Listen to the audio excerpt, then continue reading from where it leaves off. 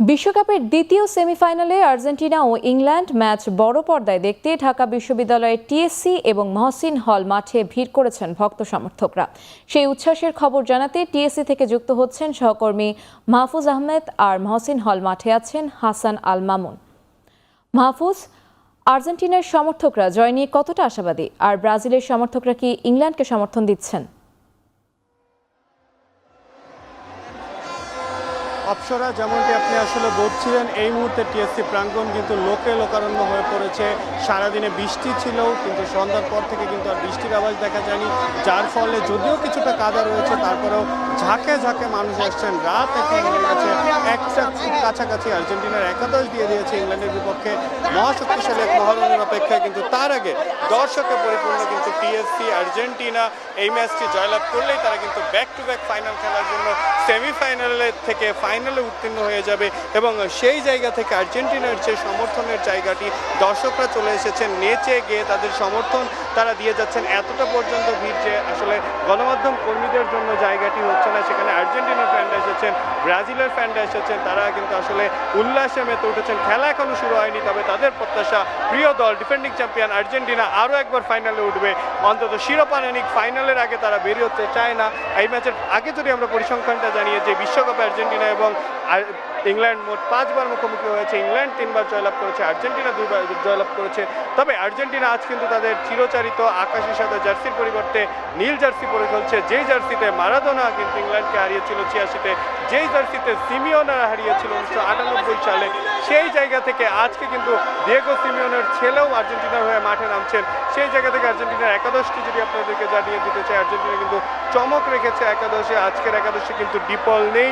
Argentina বেশ দুর্দান্ত একটি শক্তিশালী দল নিয়ে মাঠে নেমেছে, যেহেতু ইংল্যান্ড দলও আসলে ছেড়ে কথা বলবে না। Harry Kane, Jude Bellingham, Gordon এবং তাদের 7 ফুট লম্বা ডিফেন্ডার নিয়ে তারাও কিন্তু এই ম্যাচটা জয়লাভ করতে যাবে। বিশেষ করে ইংল্যান্ড পুরো টুর্নামেন্ট জুড়ে যেমনটি ভালো খেলে এসেছে, সেই জায়গা থেকে তারা কিন্তু চাইবে এই ম্যাচটিও আর্জেন্টিনা থেকে ছিনিয়ে নিতে। অপরদিকে আর্জেন্টিনার চিন্তা তারা এই ম্যাচটাও জিতে ফাইনালে উঠতে এবং ফাইনালে গিয়ে ফ্রান্সের স্পেনের মুখোমুখি হবে।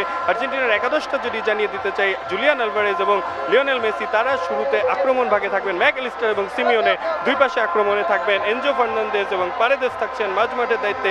টাকলাভিকো এবং মলিনার দায়িত্ব থাকবে দুই উইং থেকে ইংল্যান্ডের বলগুলোকে কাট অফ করা, এবং আর্জেন্টিনার যে বিখ্যাত ডুও মার্টিনেজ এবং রোমেরো ডিফেন্সিভ যে আসলে সেন্টার ব্যাকের যে ডুও, তারা কিন্তু থাকবে দলকে পূর্ণ সাপোর্ট দিতে। এবং গোলরক্ষকে মিলিয়ানো মার্টিনেজ, গত বিশ্বকাপে তিনি গোল্ডেন গ্লাভ জিতেছেন। এই ওয়ার্ল্ড কাপে যদিও তেমনটি ছন্দে নেই, তবে যত ম্যাচ বাড়ছে তিনি কিন্তু ধীরে ধীরে এগিয়ে যাচ্ছেন। সেই জায়গা থেকে যেমনটি দেখছেন স্ক্রিন এই মুহূর্তে চালু হয়ে গেছে, এবং স্ক্রিন চালু হওয়ার সাথে সাথে কিন্তু দর্শকদের কিন্তু উল্লাসটা শুরু হয়ে গেছে। আমি যদি আপনাদেরকে দেখাতে চাই, আমি যেখানে দাঁড়িয়ে লাইভ দিচ্ছি টিএসসির সামনে, তবে এখানেও কিন্তু লোকের আমরা দাঁড়াতে পারছি না সেভাবে। তবে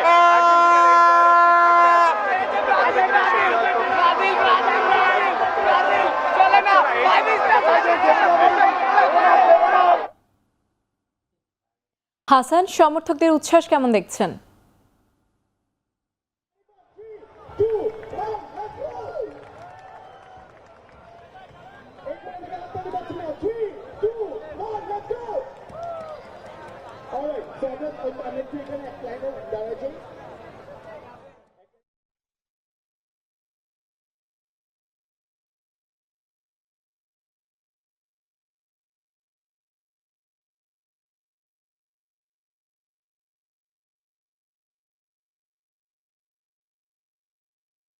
দেখছি যে ব্রাজিল যে ফ্যানরা তারা কিন্তু আজকে ইংল্যান্ডের ফ্যান হয়ে এসেছেন, এবং একই সাথে আমরা দেখতে পাচ্ছি প্রচুর পরিমাণে আর্জেন্টিনার যারা সমর্থক তারা কিন্তু হাজী মোহাম্মদ মহসিন হলের যে মাঠ, সেখানে কিন্তু এই মুহূর্তে অবস্থান করছে না। এখনও আধা ঘন্টার বেশি সময় বাকি রয়েছে।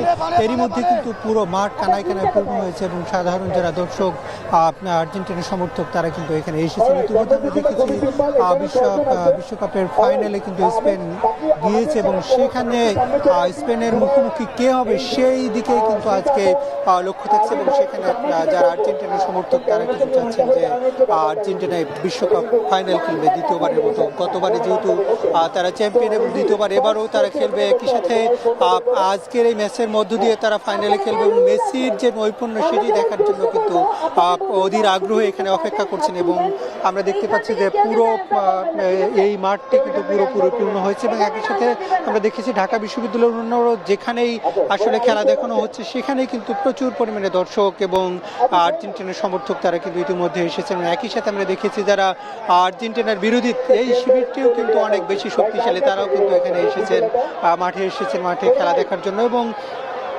প্রচুর পরিমাণে মানুষ এখানে এসেছেন এবং প্রত্যেকে চাচ্ছেন যে এই খেলাটি আসলে উপভোগ্য হবে এবং আর কিছুক্ষণের মধ্যে যেহেতু খেলাটি শুরু হতে যাচ্ছে সেক্ষেত্রে এবারের বিশ্বকাপের প্রত্যেকটি ম্যাচে যেমন টান উত্তেজনায় পরিপূর্ণ ছিল, একই সাথে আজকের ম্যাচটিও তেমনটি হবে। যদিও এর আগের দুটি ম্যাচে অন্তত আর্জেন্টিনার সমর্থকরা কিছুটা হতাশ হয়েছিল এবং প্রথম দিকে তারা কিন্তু আর্জেন্টিনা কিছুটা রয়ে খেলেছিল, ফলে শুরুর দিকে গোল খেয়ে কিংবা পিছিয়ে থেকে কিন্তু শেষ মুহূর্তে এসে তারা নতুন করে কামব্যাক করেছে এবং এই ম্যাচে তারা আর্জেন্টিনার সমর্থকরা যেটা বলতে চাচ্ছেন যে আর্জেন্টিনা শুরু থেকে অ্যাটাকিং ফুটবল খেলবে এবং তারা শুরু থেকেই আক্রমণাত্মক ফুটবলের মধ্য দিয়ে আসলে শুরু থেকে এগিয়ে যাবে, এমনটাই কিন্তু তারা প্রত্যাশা করছে। যেহেতু একটি সেমিফাইনাল ম্যাচ, সেক্ষেত্রে সবারই কিন্তু নার্ভের উত্তেজনা থাকবে, সেক্ষেত্রে মাঠের যে পরিস্থিতি সেই পরিস্থিতি যেন শুরু থেকে কন্ট্রোলে নেয় আর্জেন্টিনার মেসি এবং তার অন্যান্য সতীর্থরা, সেই